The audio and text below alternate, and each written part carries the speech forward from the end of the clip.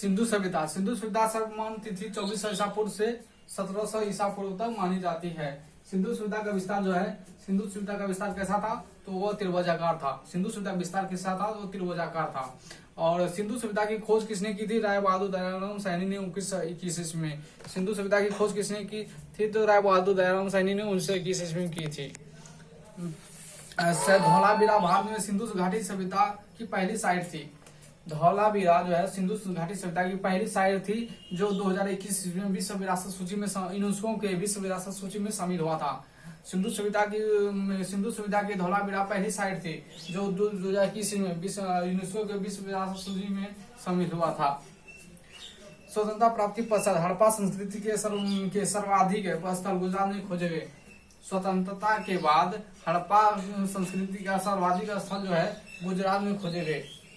स्वतंत्रता प्राप्ति के पश्चात हड़प्पा संस्कृति का सर्वाधिक स्थल जो है गुजरात में खोजे गए। सर्वाधिक स्थल जो है गुजरात में खोजे गए। सिंधु घाटी सभ्यता का सबसे बड़ा स्थल जो है मोहनजोदड़ो है। सिंधु सभ्यता का सबसे बड़ा स्थल जो है मोहनजोदड़ो है, जबकि भारत में इसका जो है वो घग्गर नदी के किनारे राखीगढ़ी में है, जिसकी खोज 1963 ईस्वी में है। राखीगढ़ी की खोज 1963 में। सिंधु घाटी सभ्यता का सबसे बड़ा शहर नगर जो है वो मोहनजोदड़ो है।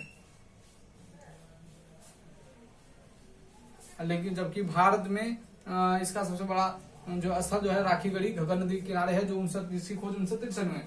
लोथल और शुद्ध गोरदा क्या है, जो सिंधु सभ्यता का लोथल और शुद्ध गोरदा सिंधु सभ्यता का बंदरगाह है।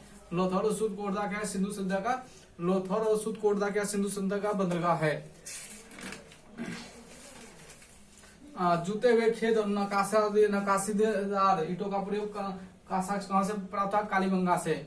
जूते हुए खेत और नकाशीदार ईंटों का प्रयोग कहाँ से प्राप्त है, तो कालीबंगन से। अग्निकुंड कहाँ से प्राप्त है, लोथल और कालीबंगन से। अग्निकुंड कहाँ से प्राप्त है, लोथल और कालीबंगन से। मोहनजोदड़ो से विशाल स्नानागार पाया गया है। कहाँ एक विशाल स्नानागार पाया है, तो मोहनजोदड़ो में। मोहनजोदड़ो में एक सिर पर 4 मुख वाले देवता पशुपतिनाथ की मूर्ति मिली है। मोहनजोदड़ो में एक सिर पर 4 मुख वाले देवता पशुपतिनाथ की मूर्ति मिली है, जिसमें हाथी गंडा चीता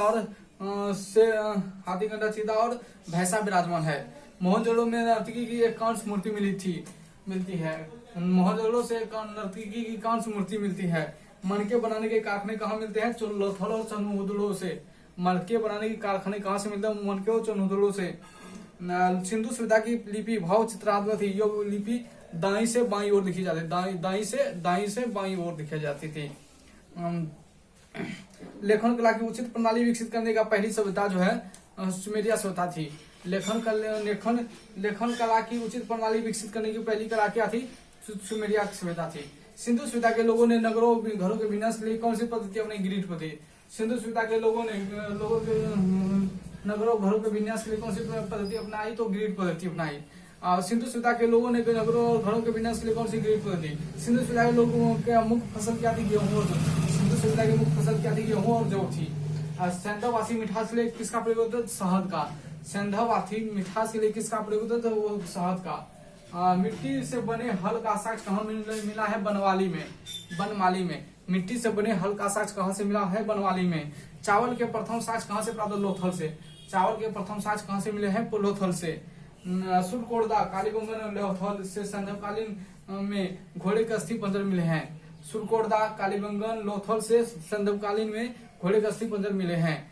तौल की इकाई क्षमता कितने के अनुपात में थी, 16। तौल की इकाई क्षमता कितने के अनुपात में, 16।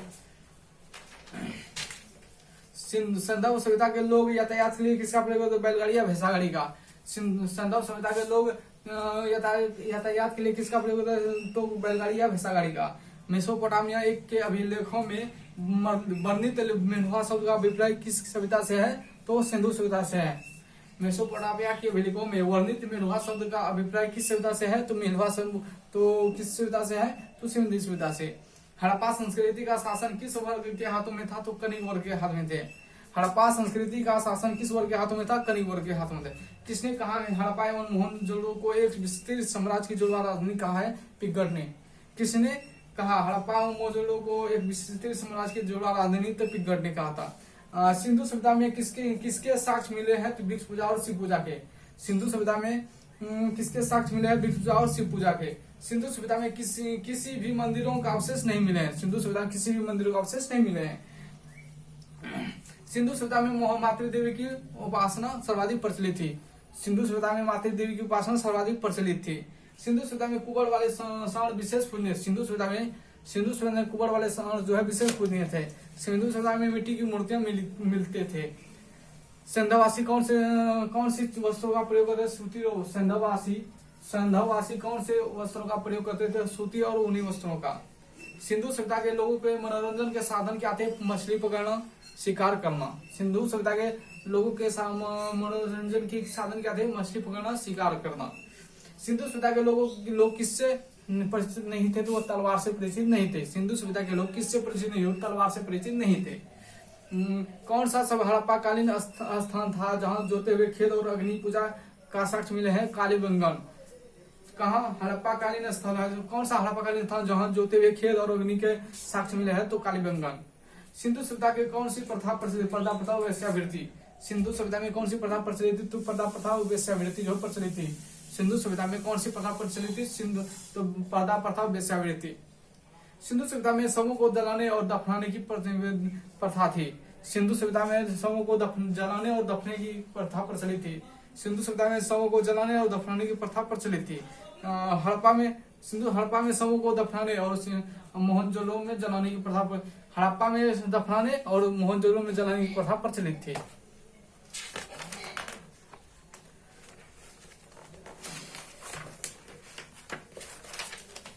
सिंधु सभ्यता के विनाश का सबसे बड़ा कारण क्या था? तो बाढ़ था। सिंधु सभ्यता के विनाश का सबसे बड़ा कारण क्या था? वो बाढ़ था। आग में पकी हुई मिट्टी को क्या कहा जाता? टेराकोटा। आग में पकी हुई मिट्टी को क्या कहा जाता? टेराकोटा कहा जाता था। सिंधु काल में विदेशी व्यापार, आयातित वस्तुएं और प्रदेश। सिंधु सभ्यता में कहां से वस्तुएं आते थे? तांबा खेतड़ी बलूचिस्तान और ओमान से आते थे। तांबा खेतड़ी बलूचिस्तान और ओमान से तांबा जो खेतड़ी बलूचिस्तान और ओमान से आते थे। चांदी अफगानिस्तान और ईरान से चांदी अफगानिस्तान और ईरान से चांदी जो है अफगानिस्तान और ईरान से आते थे। चांदी जो है अफगानिस्तान और ईरान से आते थे। सोना कर्नाटक अफगानी और ईरान से आते थे। टीन जो है अफगानिस्तान ईरान से आते थे। गोमेद सौराष्ट्र से आते थे। लाजवर तो मेसोपोटामिया से आते थे और सीसा ईरान से आते थे। और सिंधु सभ्यता के प्रमुख स्थल, नदी, उत्खननकर्ता और वर्तमान स्थिति कहाँ है? हड़प्पा रावी नदी के किनारे पाकिस्तान में है। इसकी खोज कर उत्खननकर्ता दयाराम साहनी ने 1921 में की थी। मोहनजोदड़ो जो सिंधु नदी के किनारे बसा है पाकिस्तान में है। इसकी खोज करता राखलदास बनर्जी ने 1922 ईस्वी की थी। मोहनजोदड़ो की खोज मोहनजोदड़ो रावी नदी के किनारे बसा है। मोहनजोदड़ो सिंधु नदी के किनारे पाकिस्तान में बसा है, जो राखलदास बनर्जी 1922 में खोज की थी। चंदहुदड़ो जो सिंधु नदी के किनारे बसा, कालीबंगन घग्गर नदी के किनारे, कोट दीजी सिंधु नदी के किनारे, रंगपुर मादा नदी के किनारे जो गुजरात में है, रोपड़ सतलज नदी के किनारे पंजाब में है, रोपड़ सतलज नदी के किनारे जो पंजाब में है, सुतकांगेडोर जो दास नदी के किनारे पाकिस्तान में है, सुतकांगेडोर जो दास नदी के किनारे पाकिस्तान में है, धौलावीरा जो लूनी नदी के किनारे गुजरात, धौलावीरा लूनी नदी के किनारे जो गुजरात में है, धौलावीरा जो लूनी नदी के किनारे गुजरात में है। फिर से रिपीट करते हैं, हड़प्पा जो है रावी नदी के किनारे पाकिस्तान में है। इसकी खोज दयाराम साहनी ने 1921 ईस्वी में की थी। मोहनजोदड़ो जो सिंधु नदी के किनारे बसा है पाकिस्तान में है। इसकी खोज करता राखलदास बनर्जी ने 1922 में किया था। चंदहुदड़ो की जो है सिंधु नदी के किनारे है। कालीबंगन घग्गर नदी के किनारे जो सिंध प्रांत में है। कोट दीजी सिंधु नदी के किनारे कोट दीजी में है, सिंध प्रांत में। रंगपुर मादा नदी के किनारे गुजरात में है, रंगपुर मादा नदी के किनारे गुजरात में है। रोपड़ सतलज नदी पंजाब में है। सुतकांगेडो दास नदी के किनारे पाकिस्तान में है। धौलावीरा लूनी नदी के किनारे गुजरात में है। Thank you.